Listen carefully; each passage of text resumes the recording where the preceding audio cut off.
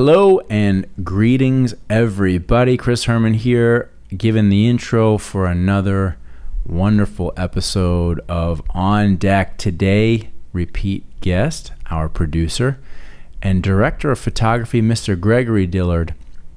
You know, I got to tell you, we, to use his terminology, we quantum leaped from topic to topic to topic. We touched on some world issues, we touched on some humanity issues, and we ended on a topic that is near and dear to both of our hearts. That is music and ultimately the power of the ultimate frontman, Mr. James Brown. I think that's where we ended the conversation, but we covered a lot of ground. It was a really nice time and could have gone on a lot longer. So without further ado, ladies and gentlemen, I bring you Mr. Gregory Dillard, the Grape Seeker.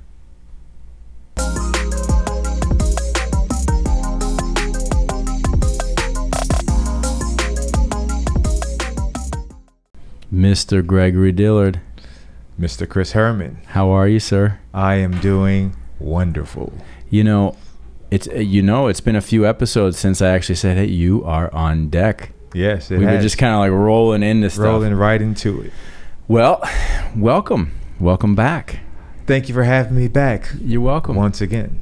For those that need a refresher, Mr. Gregory Dillard is not only the producer of the On Deck podcast, but also our director of photography and overall camera expert extraordinaire and gear and technology extraordinaire.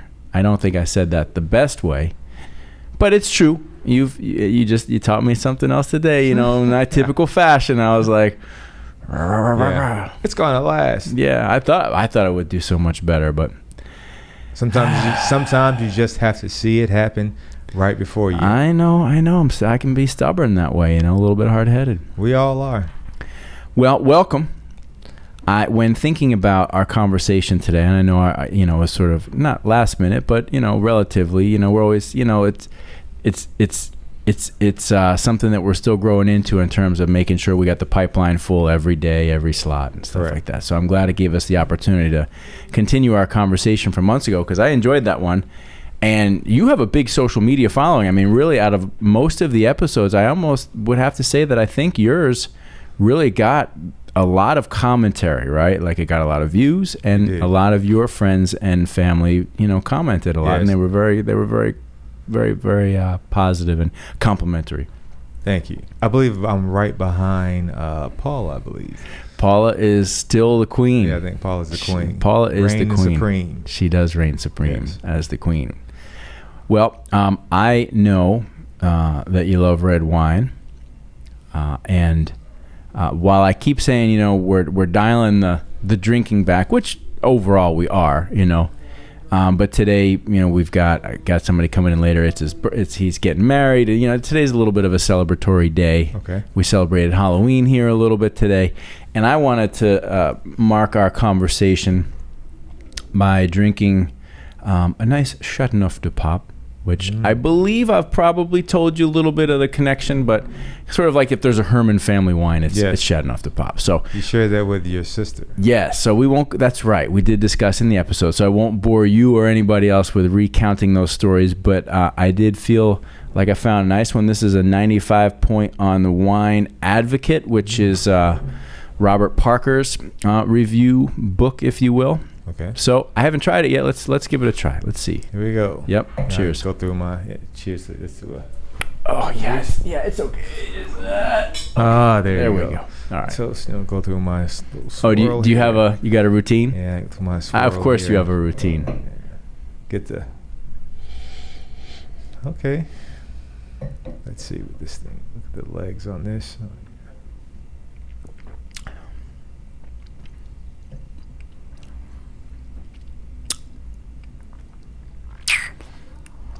I don't know yet. A little light. It's not very fruit forward. Doesn't hit you with that burst, that initial burst. It's definitely not full bodied. This is probably more like a medium body. It's not fruit forward. It's a little thin and almost acidic at the front, more than I would like. Let's see how it does over time, because sometimes just a little bit of... Maybe if we had some of that steak in here that was, that would have really given it brought out the characteristics. Right, because we really don't have any food happening right now. Correct. I think you ate a muffin. Maybe a brownie. I ate a brownie. we have any cheese or anything in there? No, we don't. We've got some quiche, though. Aaron made some quiche today. Quiche. All right, well, you know what? Sometimes that's the way. Some things don't always start off the way that you hope them to be. Right. But then they kind of come back around and endear themselves to you. So I'm hoping that's the case with this wine, because I would agree, not knocking my socks off right out of the gate. No. Not at all. It's it doesn't have the... It's good, but it just doesn't have that... It's missing something. And maybe it might be missing food. You're absolutely correct. I was just about to say that maybe it's because we're missing food. It could be, but we're gonna have to make the best of it. So, sure will. Greg, that's what we're going through in life right now. We make the best of the hand that we've been dealt, right? And in the military, they would tell you adapt and overcome. Okay, I like that. Adapt and overcome. Yep. That's part of the whole positive mental attitude mindset that I'm always pressing on myself. I succeed some days. Some days I fail. Some days I have a day where I'm just like, fuck. But what? You adapt and you push. And push along. That's right. Make progress. That is the entrepreneurial spirit that a lot of people don't really have. Well, I think it's in all of us. Some of us just are too afraid maybe to push ourselves out into that realm because, hey, it's, we're all lions out there in the Serengeti. Every day we're out there killing. There's a lot of truth to that. Whether it's business or work or something, life is not easy, right? Mm-hmm. And certainly right now, during these times for a lot of people, these are challenging times. These are interesting times that the world's going through. And I agree, you're, as a person who is either responsible for supporting yourself or your family in a group of people. Yes. Yeah, you're out there, right? You're hunting. You're out at battle. You're doing it. Yes. Not figuratively speaking, of course, but in a hypothetical way, I guess that would be the best way I could say it right now. You could look at it that way. Absolutely. Absolutely. You got to get out there and people are often afraid to take that next step, to go out and maybe move away from something that's comfortable and get out there and do something that's uncomfortable, right? That's correct. On our last podcast, we talked about some of the really interesting and at times hilarious steps, you took as you stepped out and became an entrepreneur and ultimately created your own business, yes. Right? Which you've been able to be successful at for a long period of time. But, you gotta push out there. Yeah, it's what happens where, either you're going to push yourself or someone else is going to push you. Right. We don't know that, if the other person is pushing you, we don't know what type of push that is. Mm-hmm. Maybe that push could be encouragement. Maybe that push could be, we're letting you go, and it could be a dream or a passion that you've always had, but you were always comfortable. Mm-hmm. Right. And some people just have it in them that they don't need to be pushed. They can just go and do it. They can go and create it and make it happen and just keep moving it forward. So those are different levels of people. How do you feel about at this stage of your own, entrepreneurial journey?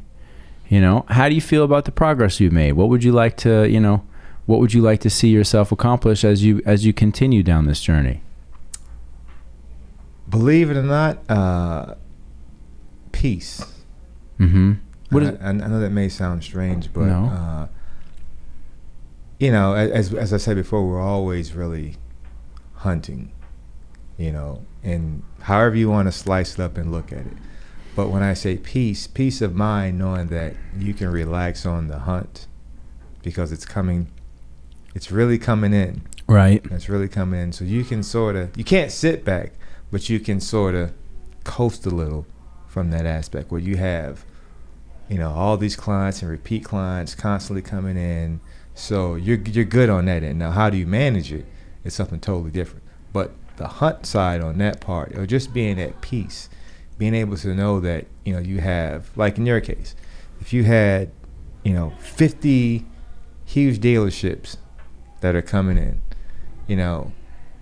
you're at peace, I believe, or I would assume you're at peace on that front in terms of, it's coming in. Now, it switches because now you have to maintain and deliver on all of that. I don't know if I were to look back on, over 15 years of doing this and having ups and downs. I mean, there's times when I've been at peace, right?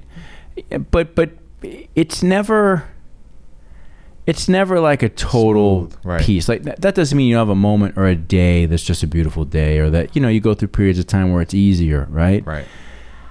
But I think, I always know that if I'm taking my foot off the gas, to enjoy a nice coast for a while, you're going to have to get on the pedals again. Correct. Right? You just know you can't coast forever. You can coast at times. Some people would say you just got to be hammered down the whole way. I don't want to live life that way. Right. I just don't. I want to coast sometimes. Sometimes I just want to take a minute and be like, I'll get hammering again. But even when you're coasting, that enjoyment, as all enjoyment in life, it's fleeting, right? Like it doesn't last that long, right? Doesn't last that long. It doesn't. It's to me, it's almost like, I don't know if you drank Kool-Aid as a kid. Oh, are you kidding me? Remember how sweet they used to make it, and it was the best damn thing. Yeah, it was so good, but it only lasted how long? You're like Fruit Stripes gum. Yeah, I remember. Remember that? Fruit Stripes. It was like the best 3 seconds of your life as a kid. You're like, it's over. give me some more. Keep just reloading, Yeah. Totally. But that's, I think that people make the mistake, and we all have, and I have, of wanting to like hold on to it, hold on to the that great day, that great moment, and just like, suffocate it, Right. And the thing that makes those great moments so great is sometimes the shitty moments that you experience in between, right? That's right. It's that struggle. And I think, I'm just blah, blah, blah. I'll stop in a second. I'm just going to say something. I think if you can learn to find enjoyment in the struggle, like when it sucks, you're still like, all right, I got this. It not only does it become a teachable moment, it also becomes a laughable moment. Yeah. Because you could be sitting here with myself or Brad or Don and say, remember that time when, this disaster happened and we were freaking out, and you get a chance to laugh at it now because you overcame whatever obstacles that were in the way. Right. And it just happened. I agree. And that's, that is life, sir. Right? And it's not going to change. Nope. Never. Never. It's that way from the start to the end. Not going to change. And it takes, it took me a while to understand that, right? Because you always want to like, you want the good times more than you want the bad times, right? That's without correct. a doubt. But I don't know. I think they're both equally valuable, and sometimes the bad times can be even better, right? Because that's when you're really learning stuff. That's true. Right? How's it? Is it? I don't know. It still hasn't gotten to that point. Maybe. Now, I will say that a truly great wine, like regardless of whether you've eaten or not, like you drink it, you should pretty much know right away, like, right. Oh yeah, that's good stuff, right? This unfortunately is not that. But I can say that like if we had some like a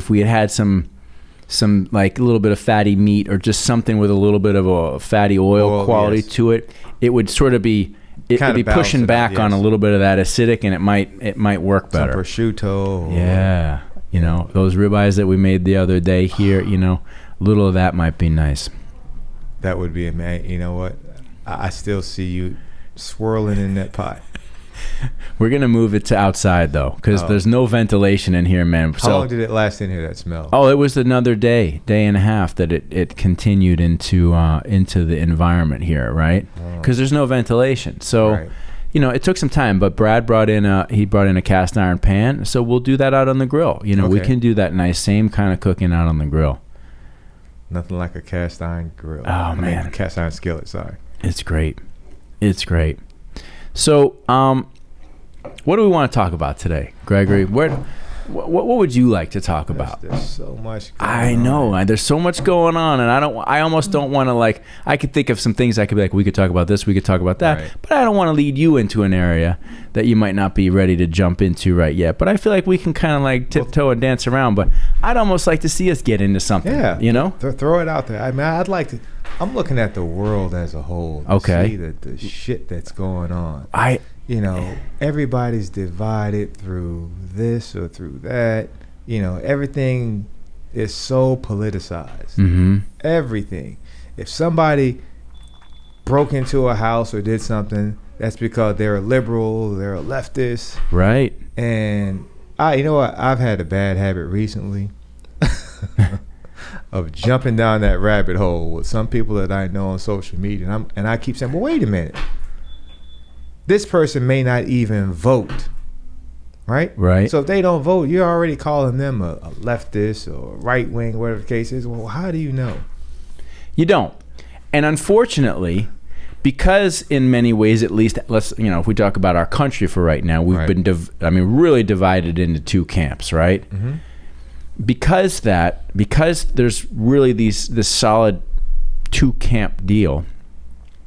There's plenty of people that are either on the left or on the right that are not 100% on the team. That's correct. But it's more of a home for them than the other team, right? That's correct. So they might be, 40 or 50% on the team, probably more, but let's call it 60%, because if they're 50, they could probably go either way. But if you're 60% on the team, that means there's 40% that you're not really on the team, but you got nowhere else to go right now. Well, that's true. You can't, because if you, like you said, if you have no other place to go, you can go independent, but what is that really? You can't do anything being an independent. Wow, look at that. You see those dogs running through? We got dogs in here today. It's great. It's kind of an exciting little energy there. You can't do anything really as an independent. So, no, the whole thing to me is a whole big fix, right? It's like you said, if you're a Republican, you've got 50% Republican ways, and let's say you might have 40% Democratic ways. Mm-hmm. Well, now does your party look at you because you said to me, hey, Greg, both and I, as an example, you and I are both Republicans, but you know what? I kind of like what the Democrats are saying on this part. Oh, no, you can't do that. And no, you can't. No, you've got to stick with the party. Well, why? How does that work? That's the problem. I see that as the biggest struggle, and I don't think it's a struggle. I think it's a big game. Okay. It's a big game that we're all a part of. Yes, but I don't think that most people realize that they're part of the game, right? I don't think they do. And you think they're forever sheep, just out there just wandering? Oh, there's a lot. Following the other sheep? Yeah, absolutely. Absolutely. I mean, people are so quick to just go, I did that thing, we're talking about Dave Chappelle, right? Yeah. He's a person who's standing up, but you've got a lot of people and a lot of companies that are just going with the narrative of the time, because if they don't, it affects their pocket. It affects their pocket. So they're not going with their beliefs, they're going with their self-interest, right? So let's talk about that. So okay. If a company or a person, if it's going to affect their pocket, right? It's going to affect them financially because they believe this, but they can't outright say it because they know it's going to affect them, right? Mm-hmm. Financially. So now we're all about money, which is fine. Some people rock that way. Hey, it's all about money. And that's who you are. That's fine. But are you really being true to yourself, or are you being true to anything? Well, I think there's two components to that, all right? I think for the people that are responsible for themselves and or their family, which is a lot of people, mm-hmm. right? There's that thing hanging over the head, which is like, okay, well, if I get up and I make a stand, I take a stand, I speak out in a direction that is not supported right now, will that affect me negatively? Will that affect my ability, my livelihood to be able to provide for my family? And listen, it's the Serengeti out there, like you said, and people need to be able to get out in the prairie or out in the field and hunt and bring home to their family. So I can certainly understand why a lot of people are like, fuck that, man. I'm not sticking my head up right now. I got a wife and kids to take care of, right? I mean, I think about that too. I've got a million thoughts and observations on what's going on in the world, and quite frankly, I think some of them would be accepted and understood, and some might be like, you may want to keep your mouth shut about that, right? I got this podcast, and we're sitting here talking, and sometimes I'm chomping at the bit because I'm looking at what's going on in the world, and I'm thinking, I don't like what I see. All right. I don't like what I see. And it's not about left-right. And it's your job, or it should be your job as well as anyone else's job. If it's something that you don't like that you're seeing, at least speak on it, right? Try and bring people into it to make them aware of, like, hey, here's what's going on. Is this really us? Is this really us, what we're doing? And unfortunately, in our country, yeah, this is us. We can downplay it all day long, but this is us. If things are happening and people are getting away with some things and just crazy things are happening, you're saying, how could you support that when you know it's wrong, right? So if we were to jump right now and switch this, I know we're probably going to be all over the place, because sometimes I know I quantum leap, meaning that we could be talking about cars right now, and then I can jump to start talking about, hey, how do you cut your grass? Right. But if you jump into politics, we saw what took place, during January 6th, and it's just amazing how you've got all these different sides that see it totally different, and you're going, wait a minute, regardless of how you feel, did we not see the same thing? People are, there's multiple perspectives on that. Right. And I don't know that's one I even want, like, even that one's, I'm like, yeah. I don't even know if I want to go there, because, I know with my limited, exposure to it, there's some different legitimate viewpoints on what really went down that day. Yeah. What went down that day is wrong. Okay? That I can wholeheartedly say, regardless of what perspective you believe happened during that day, because there's as always at least two perspectives on what really happened that day. Three. Might even be three. Yeah. Right? So regardless of what the perspective is, I think everybody could agree that is really kind of a stain on our society, that even happened. That's a big stain. That's taking that whole bottle, and if I had on all white linen, that's just taking a bottle and just pouring it over. Not a good look. Yeah, not a good look at all. Not a good look. And even with that look, if I'm the leader of another country, I'm looking at that and I'm saying, hello, United States. You can't tell me anything. Right. Well, but regardless of what side you're on, our actions over the last, let's call it 5 years now, 6 years now, it's been a while. We've not, as a nation, been really setting a good example for the world. No. We just haven't. We're shit in the bed, as some people would say. And I don't think it's a partisan thing. I think it's just legitimately a skill set. I think it's where our heads are at. I think it's how we're interacting as human beings, and how it's reflecting. And to say that this division, we can all say, man, we're more divided now than ever. Maybe that's true, but this shit's been going on forever. We just now live in a world where every ounce of it is online and in our face every second of the day. Right. Where 60 years ago, you read the newspaper, you saw the evening news, you got a snippet of it, but all the rest of it was conversations that either happened behind closed doors or with people who were in power or people who were regular everyday people talking around their kitchen table, right? Mm-hmm. Now, this shit it's on display at all times. At all times. So maybe it's always been this way.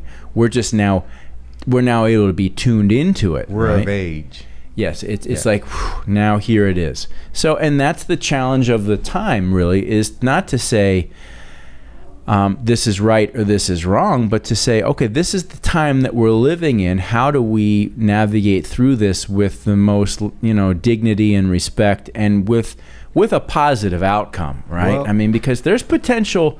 I mean, maybe it's just because we're older and I have a family, you have a family, and I look at it now, I'm like, there's a lot of shit on the line right now. It feels like it, that I never, whether it was before and I wasn't as plugged in or not, but right now I look at it and I'm like, I don't feel good about what's happening. Yeah, it's all over the place, and not for the positive, I don't think. I mean, even look at, like now with what's going on with news. When the phrase came out, fake news, and what's real, what is it, and you're like, oh my gosh, this is really crazy, right? And then now Trump seemed a little bit like a lunatic when he said it at first, right? Almost like he was like, people are like, oh, that's Donald Trump.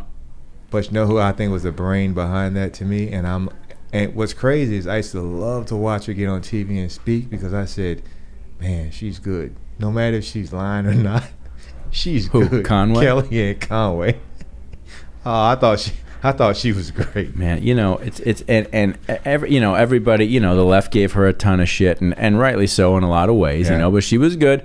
And now the right's given this Jennifer Psaki a bunch of shit, and I even saw recently Chris Dowd, who's a Republican, say that he thought Psaki was the best, press secretary he's ever seen. I don't know. Who knows? I mean, who would want that job? Who wants that job? It's a hard right job. to try and like sort of appease the entire world with what's going on every single issue. I mean, you're just falling on the sword every time. You're the one. Hey, you might be a press secretary, but you're gonna fall on. Let me take this down. Yeah, I'm sorry. I mean, it's for as much as this wine is not that enjoyable, it's still going down. So, as it always does. Hang on. I guess, we could certainly say that what's his name? Sean Spicer was not really a fucking sharp. He was not the sharpest knife in the drawer. No. I don't know not qualified. I don't know if you saw in the news. I saw it this morning, quickly, but this whole thing of this internal document that was being passed around Facebook about the shit they were doing, and you're going, oh, wow. This really isn't. Well, this really isn't good. If it's true or not, it's to even hear some of that stuff that they were saying. You're like, man, is this a movie? So what are you hearing that they were saying? Because I think I have a perspective on this. They knew that some of the hate speech or some of the negative stuff that was being put out there, how many likes and all this stuff, something like that it would get, and it would entice people to go into it more, and how they sway stories and just their fact finding things. They actually were part of it all. We're what we're doing right now is we're like tiptoeing through a minefield. At some point in time we're just gonna fucking intentionally step on a mine, but I think. Because there's a lot of perspectives like right now on this Facebook whistleblower and these 12 news organizations that all came out with these documents at the same time. All of this whistleblower and these documents, they support a particular narrative. They all do. They came out at the same time. I mean, boom, right? And they're all supported by mainstream media. Right. Here it all comes, and we all know where mainstream media stands for the most part. And I think, the thing that's the most concerning for me is this. And I'll say this about what I was talking about on the other episode with Dave Chappelle, right? Mm-hmm. In the United States of America, there are 1.4 million people that identify as transgender. Okay?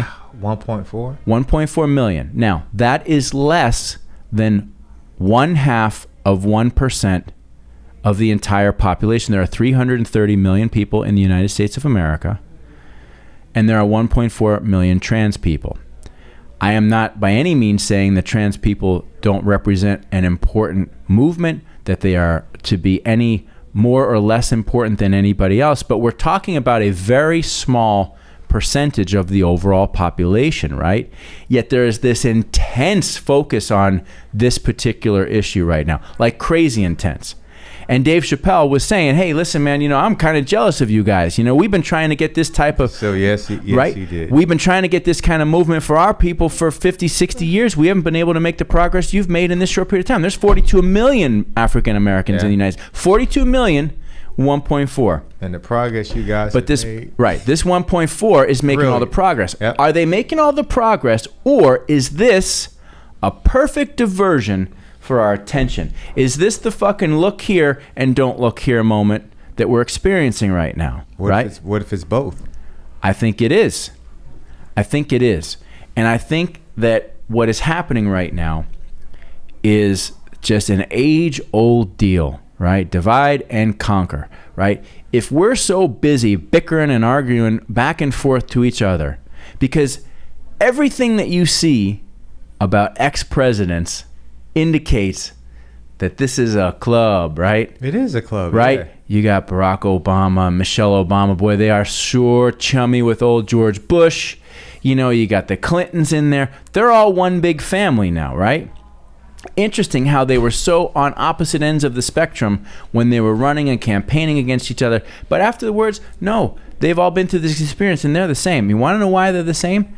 Because at the end of the day, this left-right, argument that we're constantly in, that's not the deal. Maybe it's also because they know that, listen, this is a job, and this is one of the most stressful jobs you'll ever have. After this shit is over, hey, Chris, you know what? Yeah, we ran against each other, and, hey, listen, man. You've been there. I've been there. Love you, bro. Let's help out this next guy that's going to be in office to deal with this shit that we had to deal with, and let's see how it goes for him, right? I'm 100% with you, but I also think that there's a component that ultimately they're all serving similar interests. And ultimately, the interests are not theirs and not of the American people. The interests are of the power of money and who's got it and who's in control. And I'm not some anti-capitalist. I am all for capitalism, right? It makes perfect sense to me that powerful, wealthy individuals or corporations around the world wouldn't try to find ways to align for their interests. I mean, that makes perfect sense to me. We want nations to align and have shared and common interests. Well, But is that interest based on, of course it's based on our interest, but is that interest based on, we want you to live our way of life. We want to indoctrinate into your life our democracy, and this is how you should live. This is how you should control and guide your people and govern your people, right? Are you now the voice that you're speaking in? Who are you speaking as? I just want to make sure that like our country, like how we'll try sometimes to impose our way in other countries and their way of life. When I talk about Afghanistan, we saw what happened there. But other places around the world, and then let's talk about Afghanistan. Graveyard of nations, right? A country like that's been around way longer than this country. We're still a new country, right? We're the newest country out of them all. They've been around for thousands of years. They've been fighting way before Jesus or whoever you want to call was here, right? And you think that's going to change? It's arrogance. It's not going to change. We saw the Russians got their asses handed to them. Yep. Right? Everyone else got their asses handed to them. You can't go. That's just like saying right now, this book belongs to me, but I know you stole that book or you took that book from me. I know it's in your house. Who knows your house better than anybody? You do. If you want to hide something in your house where you know no one is going to find it, you would know where to hide it. And you could sit up here all day long and say, no, Greg, I don't have your book. Chris, I'm coming to your house, you have my book. Come on. Let's search all you want to. Never found the book. What do you think happened with the whole weapons of mass destruction thing? If you want to call it. And it's the same thing. Again, I'm doing a quantum leap thing here. I know. So when we talk about going back to the whole media thing, right? We only know, this is a real quantum leap. We only know about North Korea based on what the media tells us. I don't think your wife's been there. Mine definitely hasn't. You haven't been there. I haven't been there, right? We only know because it's such a closed country, right? No one knows, but whatever the media says, is that really 100%? So the way that they're portrayed, their leaders portrayed, is that really?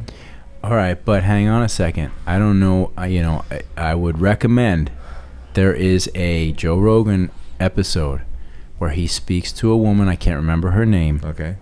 She escaped from North Korea under the most severe and worst extreme conditions. Well, I'm going to do the Dave Chappelle on you on that one. Well, and she recounted what it's really like in that country. It's like a hell on earth. It's like a living concentration camp, according to her. Okay, according to her. So right. And if that is the case, right? Mm-hmm. If we're supposed to be this big, if we are this big bad country, this big bad nation, peace, democracy, and everything, why have we not tried to go and change the narrative there? We can't. Why? Because China. Okay. That's China's little slice between them and South Korea, and according to her, that's where China does a lot of their dirty stuff, right? Tests, experiments, there's such a strong alliance there that China holds massive sway in North Korea. That's never going to change. And boy oh boy, are our businesses in the United States sort of starting to line up and make sure that they are in China's good graces. Don't know what that means. I know what some people say about it, right? But the North Korea narrative, I don't think it's particularly false.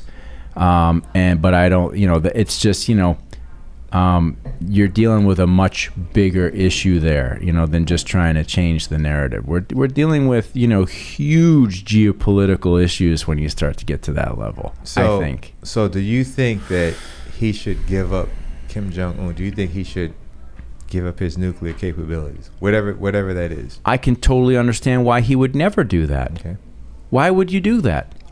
I wouldn't. I wouldn't either, right? And I would never be that guy. I don't want to be that guy. But can you understand why that man, has that little slice of the planet that he's technically responsible for, right, wrong, or indifferent, and how he goes about it? Yeah, in order to keep his bargaining chip on the world stage, they don't have an economy. They don't have a product they can export. They really don't have anything at all that makes them a viable contender in the world politics, other than perhaps being a potential threat. That's it. That's what they got. They're a threat. And the whole DMZ, the demilitarized zone, right? Mm-hmm. So I mean that's really serious. So even if North Korea decided to say, you know what, screw this, we're going all in, we're coming in, they could take over South Korea in like 18 or less minutes, even with us being there. How do you figure that? It's been reported, I believe. I want to double check that, but yeah, they've got some serious firepower over there, and because North Korea is the elevation of everything, and plus they've got all of those mountains and trees, and can you imagine like a jungle with all these hills, right? And they hide stuff like you wouldn't believe. Well, I listen. Look at how much time, effort, and human capital we torched up in Vietnam, and we still didn't learn our lesson. No, we didn't, because we've I'm gonna get a little out there on this. I can understand. I don't think it was right to do. I don't think Obama being on the quote unquote apology mission, probably not the best way to handle it. I can also understand why the world looks at us, and why some of us might look at our actions around the world and say, yeah, there's times that we've overstepped our bounds. There's times that we have tried to impose our will or our way of life on other countries around the world, and we're not the only ones to do it. Romans did it, the Greeks did it, the European nations, the French did it, the German did it, the British did it, the Scottish did it, the Irish did it. Everybody's done it, right? Because at the end of the day, what are you doing? You're trying, and this goes back to what we started the conversation on, man. Let's say you've got control you've got your family, or you've got a business, or you've got a country, right? Mm-hmm. You can't keep coasting. You got to put your foot on the gas, right? And what does foot on the gas mean? Foot on the gas means growth. You're either growing or you're shrinking. And who's up under when you grow? Right. Look at the growth as a foot pedal. Yeah. Gas pedal. So when that pedal comes down, who's up underneath? Another nation. Right? And what happens to them? They suffer the consequences. Right? And what are those consequences? They could be a variety of things. Could be anything. And when we look at, like, when you reference the Obama thing with the whole apology thing to Vietnam, I believe even if it weren't him, I think we absolutely should have apologized. It could have been George W. Bush that went around and apologized, whatever the case is. Yes, because look at what we did to that country, right? And all over what? All over what? And we didn't learn from that.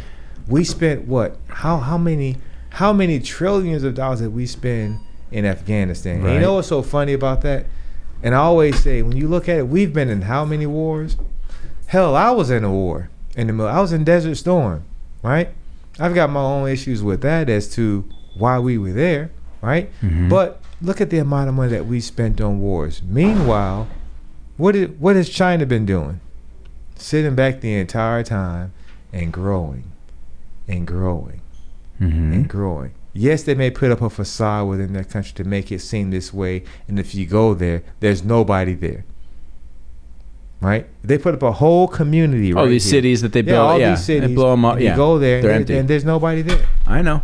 I get that. Okay. But China's been silent the whole entire time.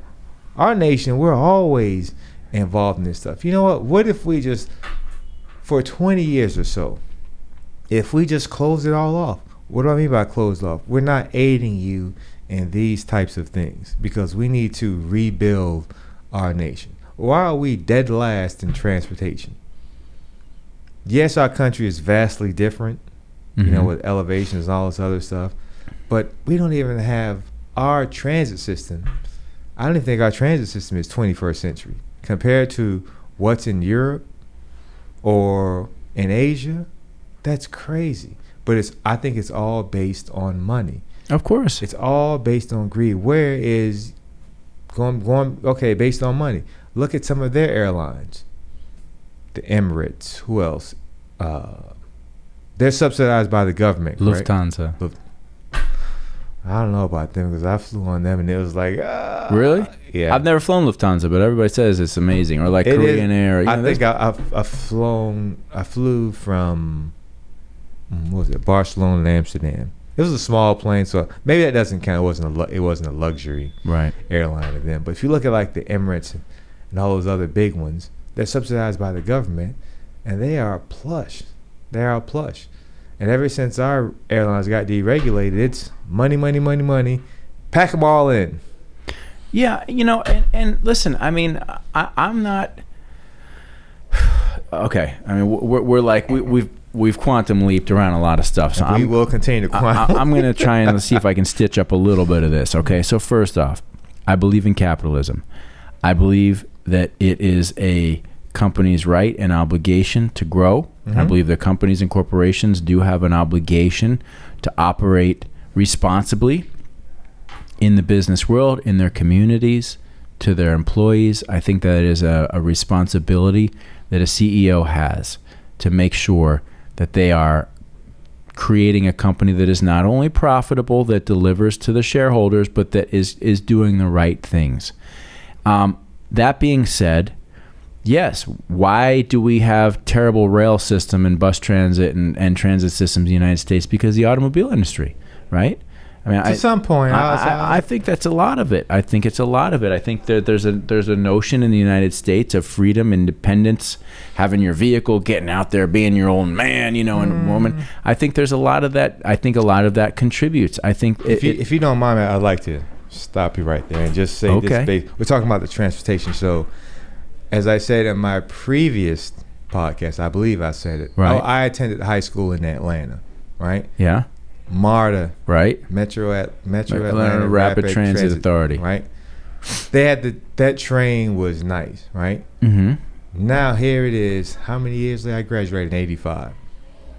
All these years later, right? To me, MARTA should be all over Atlanta and all over Georgia, right? Because the highways up there are terrible. 400, 85, 285, 75, 20, because they all get congested. Now, why hasn't MARTA gone into some of these other areas, right? because some of these other communities, right, threw in their whole race spectrum. Yeah, 100%. And how do they mask it? Oh, we don't want that element coming here because it's going to bring the suburban whites don't want the inner city blacks coming into their communities. Bingo. Chris just said it. Thank you. I was going to try and tiptoe around. No, man, it's what happened. This is a real conversation, and I love this because you and I, we're like, the only thing that I think we're different on is my tan is better than yours. That's all. You have more melatonin, right? That's correct. That's right. So why isn't MARTA all over Atlanta? For that reason. Right? So that's bullshit. That's absolute bullshit to me. That it should not be that way. Right? I don't know what happened here with the whole Brightline thing. If you haven't been on Brightline, it's nice. You know, they're reopening up November 8th, I think, or sometime in November. Right. But it's very nice, right? I always thought, when they built it, why didn't they just build it? Yeah, they're going to downtown Miami, whatever the case is. Why not build it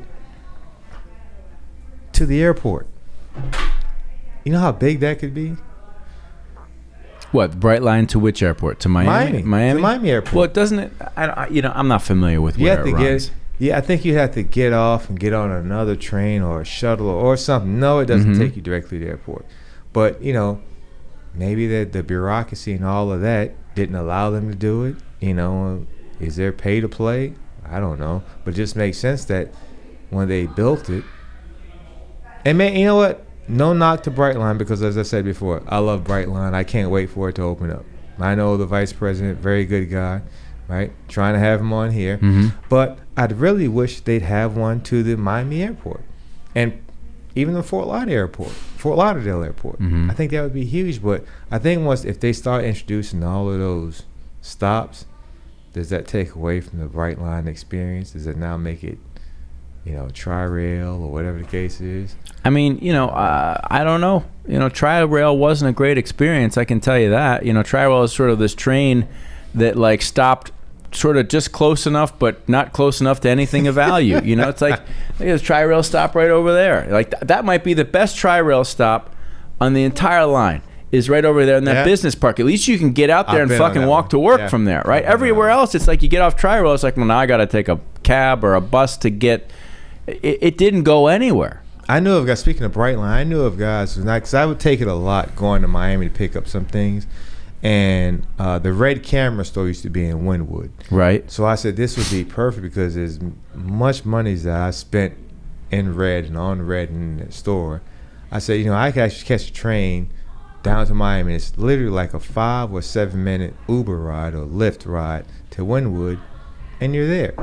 And once they closed the Red store, it was like, this sucks. Right. But even catching the Brightline to that station and maybe catching a ride-sharing program to Wynwood, it's fine. It's great. Same thing with Fort Lauderdale. It takes you right there off of Broward Boulevard. I feel like we're quantum leap. We're quantum leap.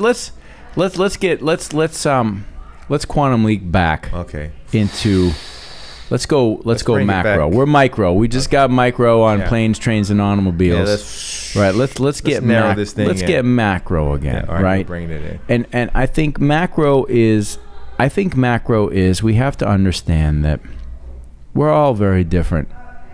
We're all very different. We all have things that are very much in common, and we all have things that make us different in our thoughts and our experiences and what we do. And at the end of the day, there has to be an understanding, right? Right. There doesn't need to be this constant drawing of lines of like, oh man, I don't agree with that. Okay, stop right there, right?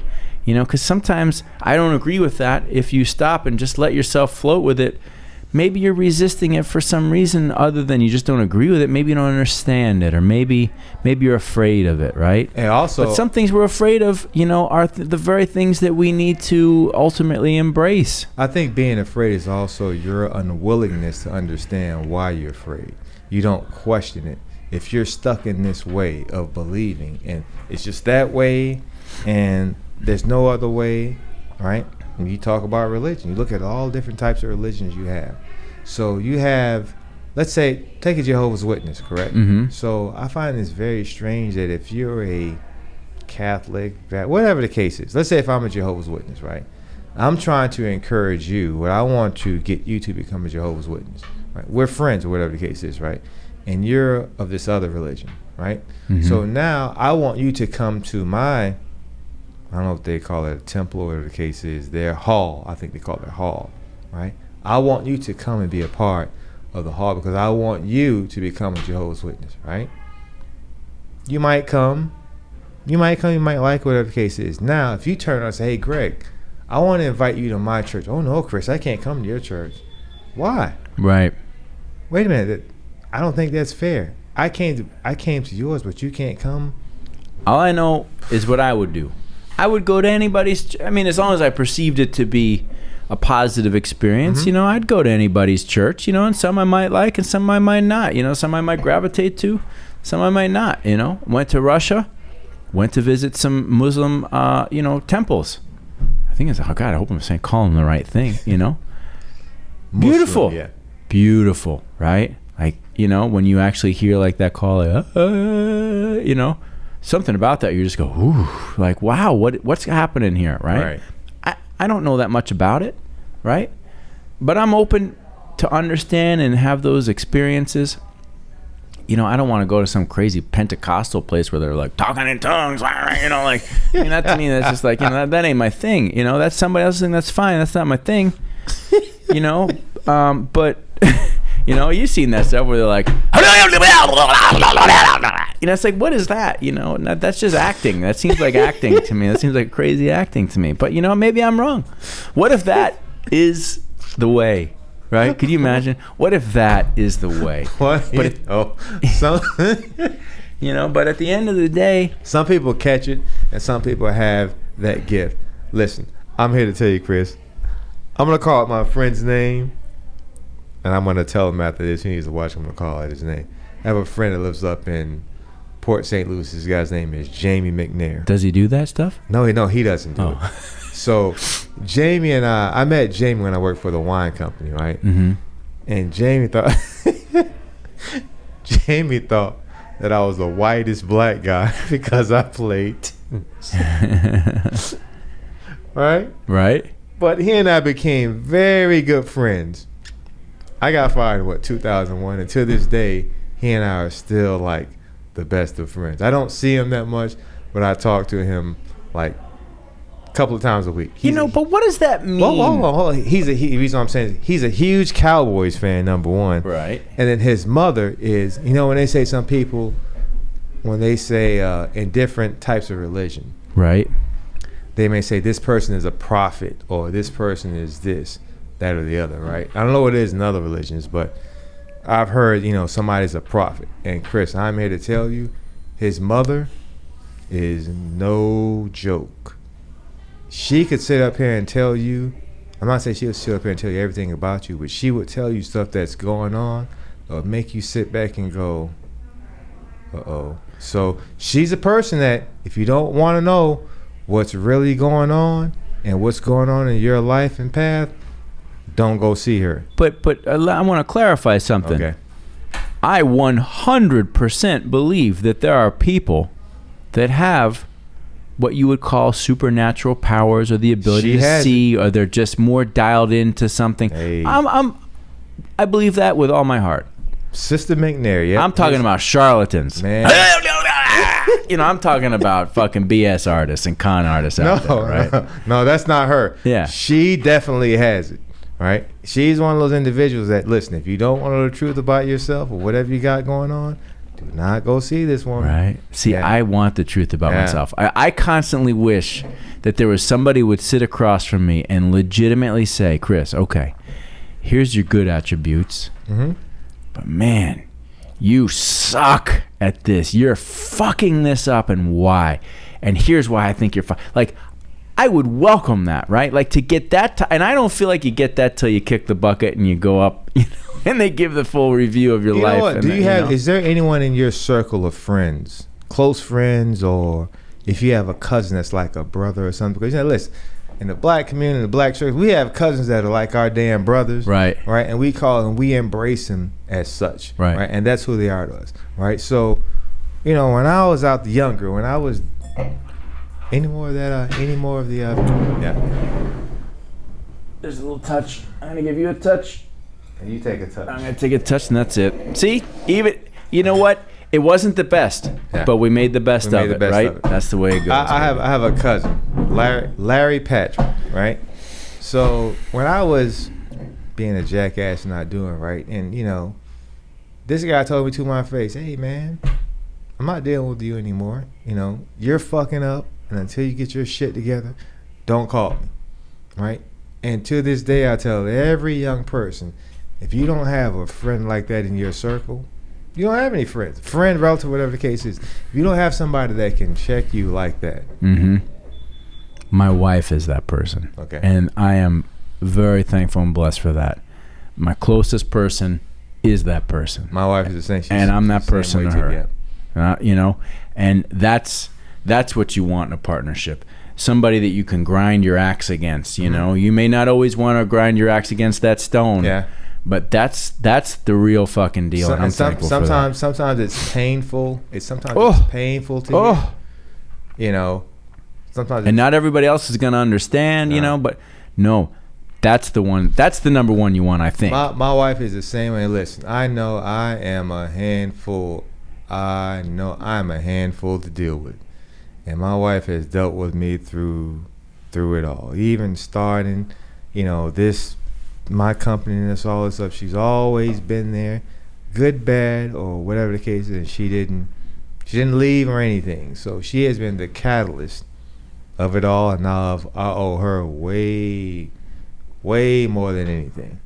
And it's great to have somebody like that in your corner. Mm-hmm. You know, you have to.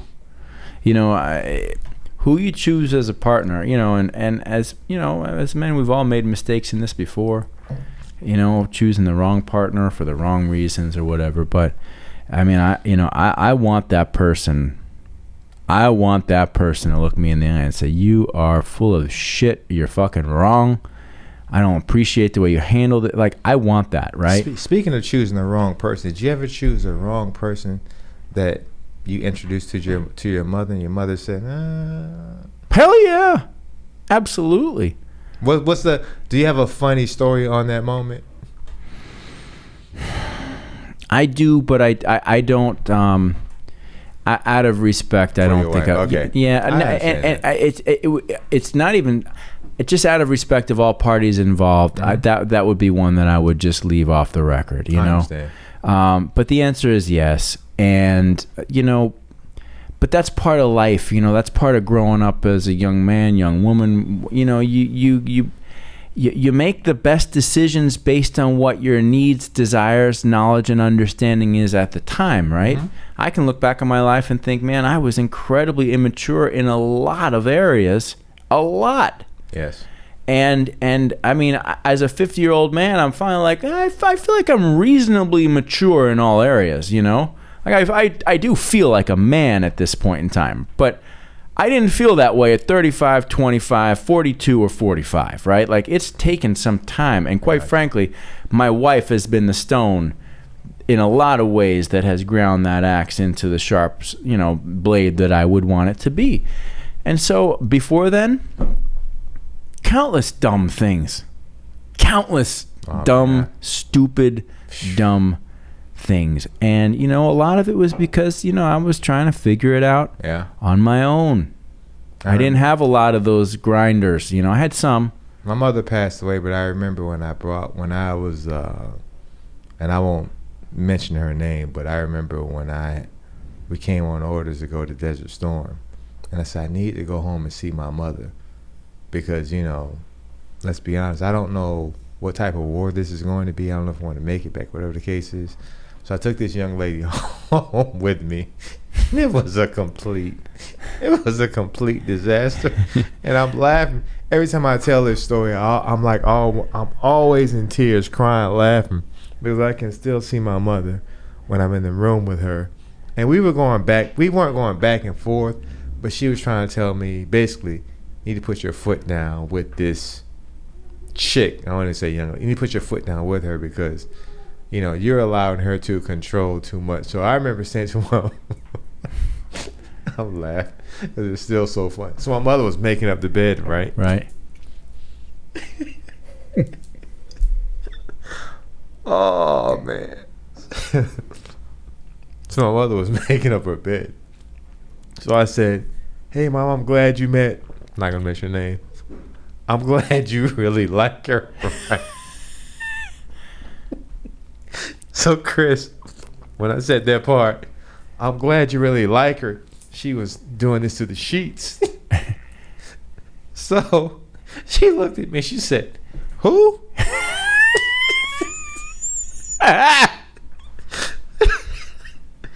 Chris, she said, who?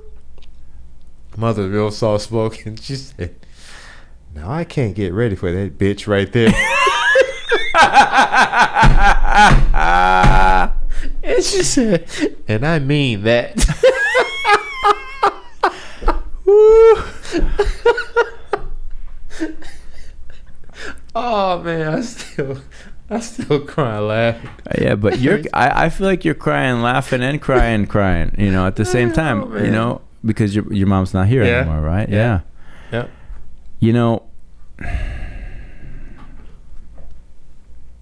Cheers to that, man. Cheers, man. Yeah, cheers to that. Cheers to people who are not afraid to say it like it fucking is. It is what it is. Just it is what it is. Honest, and sometimes honesty is hurtful or painful, it's brutal, but man, as you get older, you just start to realize, man, I'd rather have that brutal knife of honesty, that hurts, and may take you a little time to get over it, and then you grow. I'd rather have that any day than the fucking bullshit, plastic, people who are afraid to say whatever, and it's just, I think it's what happened a lot of times to athletes too. You see some of these athletes that get super talented, but you can look at them and you can tell that there's no way that you got into University of Michigan based on what you're projecting. You're a super athlete, so I can see how you got in. So, think about this, right? So you have a child that came up in whatever, a bad neighborhood, bad environment. Single parent, maybe both parents were in the home, but there were some issues, right? Phenomenal athlete, excelled in every sport, stood out tall and above everyone else, right? Wasn't a great student, but this kid was an exceptional athlete, right? Let's say this kid had some emotional problems had an attitude problem, whatever that is, right? This kid probably should have been benched or sat down and not been allowed to play in so many times. But because he's such a superb athlete, he keeps getting pushed up. So what happens? That attitude transfers with him to wherever he goes, right? So now when he gets to college, it's the same thing, right? It amplifies it. It gets worse. So then now, you take this kid, all he knows is he's going to take his mother out of this environment when he makes it to the whatever professional league he's getting in, and he's going to bring his mother out of that. So now when this kid gets to this professional environment, so let's say now I'm going to throw in the flag.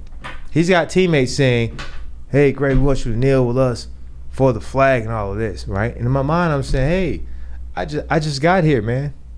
I got to get my mother out of the situation. Right, so now, how does that make me look?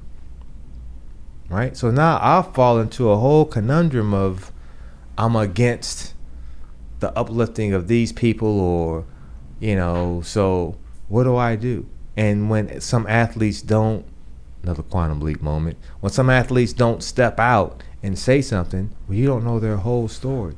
Maybe they aren't in a position to voice, like you said, hey, you see some things that your question you would like to say, but you don't ruffle any feathers. Those ruffling those feathers could result in your financial stability or inability. Right. So sometimes I wonder, though, if ruffling the feathers is the exact opposite. If truly being yourself and speaking your mind and going out there and just fucking going for it, if that's what really leads you to the promised land, I wonder that sometimes, Sometimes do we all play it too safe? You know, and I thought where you were going with this was that, you know, you end up with a situation where people pass a problem along because they want to either be associated with or part of a particular person's talent. And they, you know, like you said, that person probably should have been benched because they had a shit attitude, right? But there's this pressure. We got to win the game. We need a winning program. We need attention on our high school. We need to be able to funnel into the NCAA. You know, we got a winning, you know, college program that's attracting millions of dollars in sponsorship money. You know, we got to keep that machine going. Quantum leap. No problem. That takes you into this whole concept of should collegiate athletes be paid? You know, for what they're doing during their 4 years of. Do you think they should be paid? I didn't used to, but I'm starting to think, yeah, they should. You know, you look at these university programs that are just banking millions of dollars off of your name, off of the backs. So let's say Herman. Yeah. Chris Herman is a Chris Herman. Did you play what sport? What was your sport? Did you play a sport? You know, not a super duper athlete guy. I mean, I was more of a ski racer. Like that was my thing, right? Okay. But ski racing is not going to generate a lot of income for any university. I'll throw in soccer. Okay. Chris is, you know, white male from this place.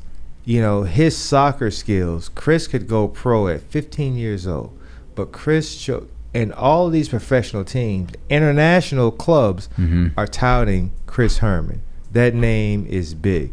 Chris decides he wants to take the college trajectory. Let's say Chris attends University of Michigan, right? Everybody in the world knows the name Chris Herman. He's the second coming of Pelé or Maradona right. in soccer, right? So now you get a college scholarship to Michigan. Your name is on all of these jerseys in malls, on the campus. You're filling a stadium, and, right. You don't see a dime. Not a dime. You don't see a dime of that. You're projected to go to, you know, FC Barcelona. You blow your knee out senior year, and you're done. Yep, we made all the money off of you. Yep. Oh, Chris, we're sorry. Thank you for your time. Right. I think we've even talked about this before. Yeah. We may have talked about this in Michigan. I feel like we did. We did. Or in the airport. You know, we've had great conversation in the airport. Yeah. I think that's where I got the Rona. Over this. Yeah, I know. That when we were taking the trip from Michigan to Kansas, Wichita. And we stopped in that little bar. We drank some whiskey in that bar before we had to scramble to that little plane wherever. I sat next to that this very old woman who was like a nun, and we were a little tipsy. She was looking at me funny. I think that's the same trip that I was sitting behind you. Yeah, you were. And I was taking pictures of her and texting you the pictures. Yeah, that's exactly right. That's the last trip we took. Yeah. That's it. Yeah. We have talked about this before, and we have had a lot of great conversations. Yeah. That's why I wanted to have another one. Yes. Again, I feel we need something else. We made the best of it. What time? Where are we at? Doesn't matter. We've been over before. We're totally over. But I got band rehearsal coming in 45 minutes, so I also have to think about moving into the rock zone. So let's talk about music for like 15. So, as you know, my favorite artist of all time, ladies and gentlemen, the one and only, my favorite artist, of course. If you don't know, you will know now. Boz Skaggs. I know him. Through my mother. Yep. But that's not him. My favorite artist. Quincy Jones. Love Quincy Jones. Love Q. Phenomenal guy. Right? Do you know he started as a trumpet player? Yes. My favorite artist, Pat Metheny. Hands down. And I'm going to see him. He'll be here in February. My friend I was telling about earlier, Jamie. Right. We're going to see him up at the Lyric Theater. He'll be in Miami after that. I'm going to see him too. That's the one I think I invited you to. And he's also going to be in Orlando and Jacksonville. So I'm trying to go see him like in two or three different places. Well, there'll be no, as you know, because you were here a couple weeks ago, there'll be no Pat Metheny happening here tonight. It's a lot of loudness. You know, we're still working it together, but I'm feeling good. We're making progress as a band. You guys sound great, by the way. We're making progress as a band. Thank you. You guys sound great, by the way. I appreciate that. Yeah. So we're getting there. Yeah. We're getting there. You know, music is a beautiful thing. I love it. Music You transcends, love it. and it brings everybody together. There's a book that I read, Quantum Leap. Here we go. It's called Journey of Souls. It is a book about people's recounting of their near-death experiences through hypnosis and the commonalities that they all communicate about what it's like to pass on to the beyond. And there is one of the common themes is that when your soul leaves your body and begins the journey towards what we will call heaven, for lack of better word. Okay. Not trying to be denominational there, just we'll call it that. That it's almost as if there are these gigantic vibrations of light that have sound as well, that like push your soul to its final destination, and that there is a musical quality, almost like a string vibrating in a tone or frequency that you can't even comprehend, that moves the electricity of your soul towards its final destination. And I think that that's a really, for me, that's a meaningful image and an optimistic image about passing on that does tie to music, and to the vibration of a note, whether it be played on a piano or on a violin or via saxophone. A musical note has a particular resonance and a particular vibration to it, right, that connects to the soul. And I believe that the afterlife is filled with beautiful sound that you almost, maybe we can't even comprehend. And I don't think it's any coincidence that some of the most impactful people in the history of the world have been musicians, the ones who have created sounds that reach our soul and reach our spirit. And Miles Davis, Coltrane, Wes Montgomery, Chet Baker, Dave Brubeck, Quincy Jones, of course, my favorite, Pat Metheny. Pat Metheny started because of Miles Davis. Yes. Yep. And we lost what's his name, trumpet player, Roy Hargrove. Yes. Amazing trumpet player. Now, what is it with you? Where the connection to jazz music in particular? Oh, I'll tell you. Yeah, that's what I want to know. So, living in West Palm Beach as a kid, my mother, she would always play jazz music, and I hated it. And I'm like, oh my gosh, what is this she's playing, right? And she played it all. Who she played all the time was Bob James. Okay. I remember Bob James. He's one of the most sampled artists in rap music. Bob James is. Really? Yeah. And so when my mother moved to Atlanta, I was in the 7th grade, and I was a mama's boy. So of course now when she's gone, now I remember all of that music that she used to play. So every time I'd hear it, I thought about my mother, and I fell in love with jazz at a very early age. How I fell in love with Pat Metheny was working at the wine company, and we'd have general sales meetings like once a month down in Miramar. And there used to be a radio station, Love 93, smooth jazz, right, on here. And I remember I'd always listen to it. So driving to the distributor one day to a sales meeting, I'm listening to the radio station, and Pat Metheny was performing at the Sunrise, which is no longer there. And I think the album was We Live Here. That was my first Pat Metheny album. And for some reason, I just started listening to all of his stuff, and I'm like, man, how did I miss all of this? And his music to me it just fills the room. It fills the room. It fills my soul and everything else. And seeing him, I encourage anyone, if you've never seen him live, if you ever have a chance to see Pat Metheny live, it is an experience that you will never. That's just my belief. It is definitely an experience. When he performs as the Pat Metheny group, not as a trio or quartet. Like right now, he's got his concert now is a Side-Eye project, which is he's got an amazing piano player and organ player and all this stuff, and the drum. The drum is amazing. that's amazing. But when you see him as a Pat Metheny group, when he has about 6 or 7 people, I mean, the sound is just like, wow. I mean, it's one of those things where it just fit to me. If I feel it. I feel it in my soul. I feel it in my body.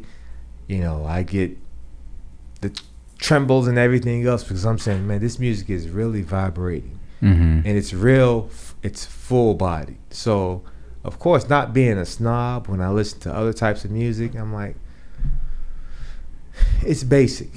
It just doesn't have that. It just doesn't have that. Right. Does not mean that they aren't good. It just doesn't have that.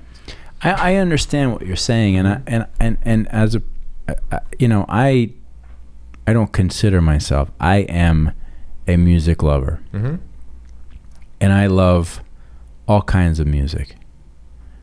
I am still primarily from a playing and performing perspective. There's something about, for me, something that has a raw power to it that I like, you know, like if you listen to my guitar tone, it's heavy, it's aggressive, but it's good. If you listen to my rhythmic style, like I like something that's got like a, it's almost like it's almost like it's battle music for some reason. There's something about music for me that I like, this feeling of like aggression, power, and forward motion that just does it for me. Now, that being said, I would ask you this question. Is it safe to say that jazz music is African American classical music? And when I say that, let me disclaim that a little bit, okay? Because I see, as a musician, I see the parallels in the two.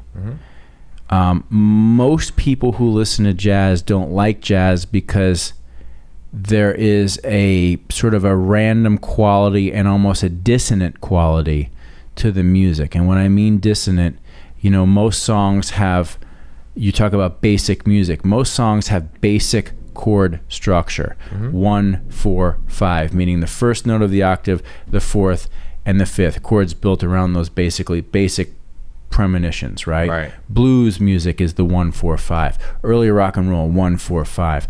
And so there's a similar pattern there that is discernible, and melodies on top of that pattern are also relatively predictable.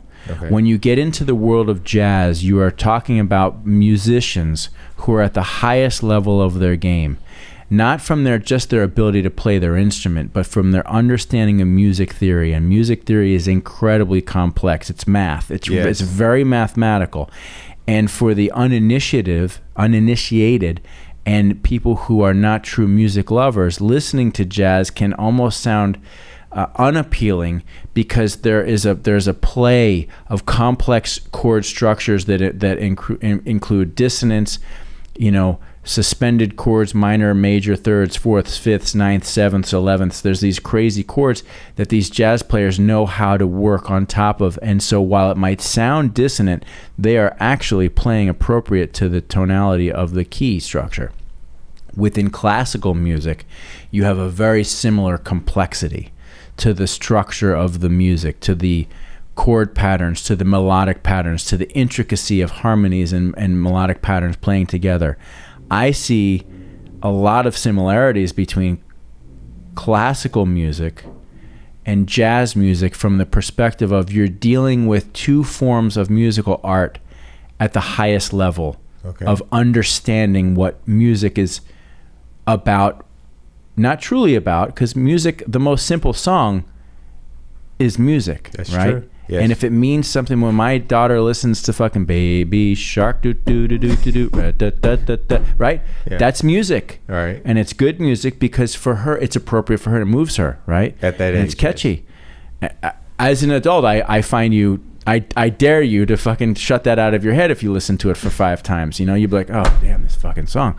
But there's something about jazz, for me, jazz music, and there's something about classical music, even though we're talking about a white European experience, and more primarily an African experience through New Orleans, up into Chicago, and through the United States. You have two different cultural experiences, but you're talking about musicians operating at the highest level. And that was a long way for me to say something, but I think it's important to note that there is a similarity. To me, jazz is African American classical music, and I don't think I'm the one that said that. I actually think I heard Herbie Hancock say it on his master class. Now that I want to give proper credit. It is, and it's always been. You know, you look at, again, referencing Pat Metheny.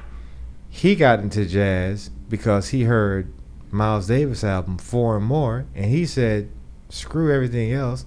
This is what I want to play." Yep. And that was his staple in terms of him getting into it. And I remember sending you a podcast that Questlove did. I probably didn't listen to it, but Questlove has a podcast, and he had Pat Metheny on there, right? And unbeknownst to me, I didn't know until I listened to that podcast, there are a lot of rappers too that have sampled a lot of Pat Metheny stuff. You know, of course, you know, they mix it up, chop it up, whatever the case is, but the guy is huge. It's super prolific. I mean, the guy, if you listen to, like, you talk about chord structure and arrangements and all that stuff, I believe in music, some people, they just have a basic ear. So maybe they only can go to the 1 and the 2. That's it. They can't go to the other, the 1, the 4, the 5, the offbeat stuff, and realize how it's all brought together. You know, whereas I can sit down with someone and go, "Oh my gosh, did you hear that?" And they might be, "Man, that sounded lame as shit," right? And you're like, "What?" So that doesn't mean that you can't discredit them. They just aren't, maybe their ear isn't advanced in that way. If that makes any sense. 100%. Not everybody, and you know, no slight on them. You know, somebody who may not have a particular ear for the complexity of music, right, might be able to look at, you know, an NFL team's, you know, defensive strategy and be able to fucking block out the X's and O's in intricate ways in their heads and look at how this all interacts together. And they have that mind for them applies to a different, you know, thing. Right? Like everybody's potential genius or mental power can't, won't, and shouldn't all apply to one thing, right? You know? Let me ask you, so speaking of music, if I had to ask you, who do you think stage performers within a band, who would be your top 3 stage performers, like who could captivate a crowd and who just had it? Hands down, Rage Against the Machine was the most powerful band I've ever seen on a stage. Okay. Ever. And I used to see tons of band. For me, when they hit the stage, they had a fucking power and electricity about them that was like something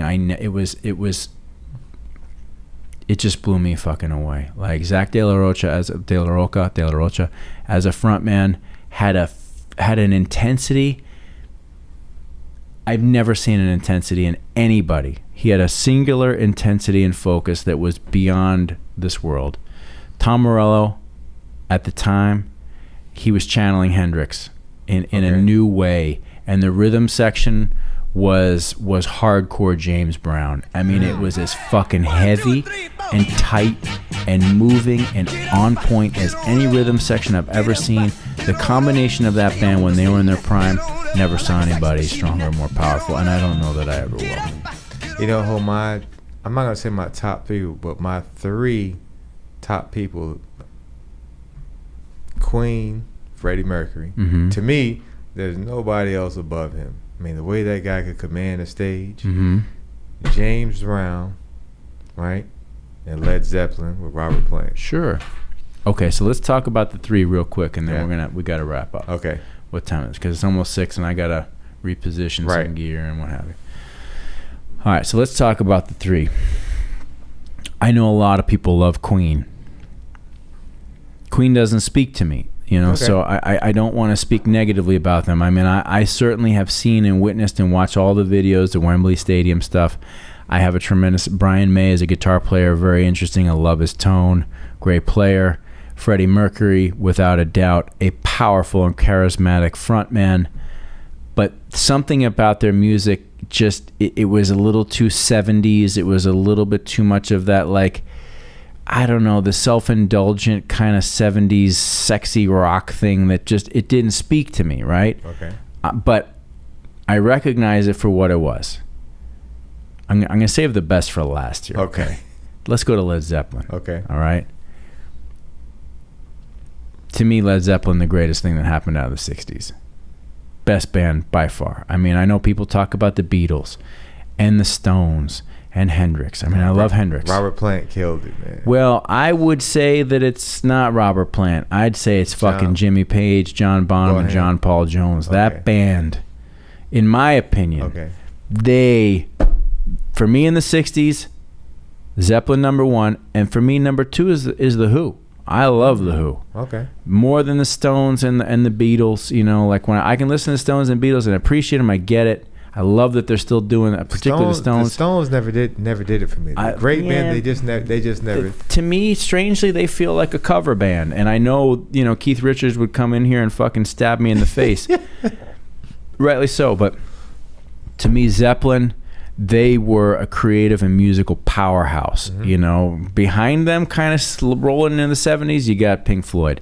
Now, but that's not the three that you mentioned. So let's leave the last for the last. When we're talking about powerful stage performers, out of the three that you just said, fucking James Brown, hands down. Yep. That motherfucker had it night after fucking night, and he ran the band. He sure did. There was not a member of that band that was not watching him, listening to him, and dialed into his every move. So when he went 1, 2, 3, pop, pop, stop. I mean, they were fucking on his ass like white on rice, right? And they got fined too if they didn't. Absolutely. Yep. And Questlove will tell you he runs his band like the same way. He runs it from the drum set, right? But James Brown ran it from the front, and he ran that fucking band, and they were the tightest. Yep. The tightest. So if you're talking James Brown, Freddie Mercury, Robert Plant, those two white boys can get the fuck out, because James Brown owned it, and he probably still owns it. And when you listen to it, I encourage a lot of younger people to listen to his older stuff, and I think they will sit there and go, that's this song, that's in this song, that's in this song, that's in this rap song, that's in this song. James Brown has been sampled all over the place. If you look at his old stuff, he was so tight. And a lot of the musicians were teenagers. Did you know that? Yes. I mean, but you think about it, okay? We're talking about modern American music, okay? When we're talking about modern American music, we are talking about, not in its entirety, we are talking about Louis Armstrong. We are talking about Buddy Guy. We are talking about Wes Montgomery. We are talking about B.B. King. We are talking about fucking Chuck Berry. We're talking about James Brown. We're talking about Chuck D. We're not talking about white people that started some of the greatest music, whether it is jazz, blues, or fucking rock and roll. None of them were started by white people. That's correct. It was all started by African Americans. Every single one of the historical musical styles of the United States in the last 100 years came from African Americans. Every single fucking one. That's correct. Everybody else found a way to pull onto it, right? Yep. Who discovered the Beatles? Who discovered the Beatles? Yeah. Who who brought the Beatles to the U.S., I think that's how the story goes. I don't know. Little Richard. Yeah. Well, and Little Richard's fucking amazing, right? Yeah. Now, you watch like Keith Richards' Instagram page, like every night he has a shrine in his dressing room, and he listens to like one or two of three people. He listens to fucking Jerry Lee Lewis, he listens to Little Richard, and like one other person. Like he listens to all the 1950s stuff. And if you listen to that fucking Little Richard from the 1950s, you listen to his stuff, that guy was on another fucking level. It's so good. You cannot put that music on and be like, holy shit. Now, can you imagine being white or black, in the 1950s, and you're sitting around and your parents are listening to da da da da hey Lawrence Welk or whatever fucking bullshit they were listening to, and then fucking wop babaloo babu wop bam boom tutti frutti, and it's just that comes on. That's no different than fucking Straight Outta Compton. It's the same type of like powerful energy, different style that just blew people away. Yeah. Now this is where the conversation really starts, and we got to end it right here. It's 6:02. We've had a great conversation. I love it. We're just getting started because we're getting into where my heart starts beating fast, because I don't care what you want to talk about. Like, I don't care if you want to go as far back in American roots music. I don't care if you want to go to Europe. I don't want to care if you want to go to Africa. I don't care if you want to talk about rap, rock, hip. We can. That's where we can really get going. That's true. We'll save that for another time. I hate to say it. Now, if we were the Joe Rogan podcast, we have an hour and a half to go. We can do 3 hours, right? And I can see why he does. Yeah. Because this is when it really starts to get good. But we got to get the lights set up. I got to get the gear turned on. Jeffrey D's not here tonight. Run sound. He's in Mexico. He is. Mexico. Yes. May you be having a good time, Mr. Jeffrey D. And one more thing. I don't think you're gonna go sit up in the movie theater, but if you can, go to the IMAX theater and see Dune. Oh no, I'm in. I don't need to be sold on Dune. Wow. The sound design alone. Is it better than even in the first one when the thumpers went and boom? I think so. Boom. The sound design alone. To me, the sound design is all of that.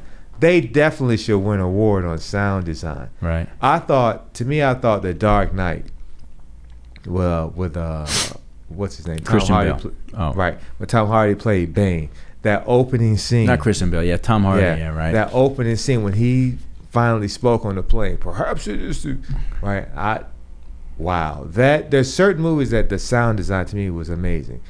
Interstellar, The Dark Knight, Dune. I want to put Dune number 1. The new Dune. Yes. I'm gonna take your word for it 100%, because I remember, if there's one thing that I remember about the first Dune, is I feel like that was my first exposure to bass frequencies. Because when they would put that thumper in the sand and turn it on, I remember as a kid I was like, I don't know if I've ever heard like that frequency before, and then it started showing up on fucking hip hop. Hear it on the IMAX theater is like, whoa. All right. Yeah. Okay. Peace. All right. Peace to you. Thank you for having me. You got it, man. Thanks for being here. We're out. Yep. No more Chateau Neuf de Pape. Yeah. I think I my last few experiences with the CDP have not been the best. I don't know. I've got a special place in my heart, but I feel like the varietal or this appellation is a little bit all over the place. It might be time for me to turn elsewhere. Actually, I feel like sometimes alcohol is just whatever. Anyway, let's wrap it up. All right. See you, man. Peace.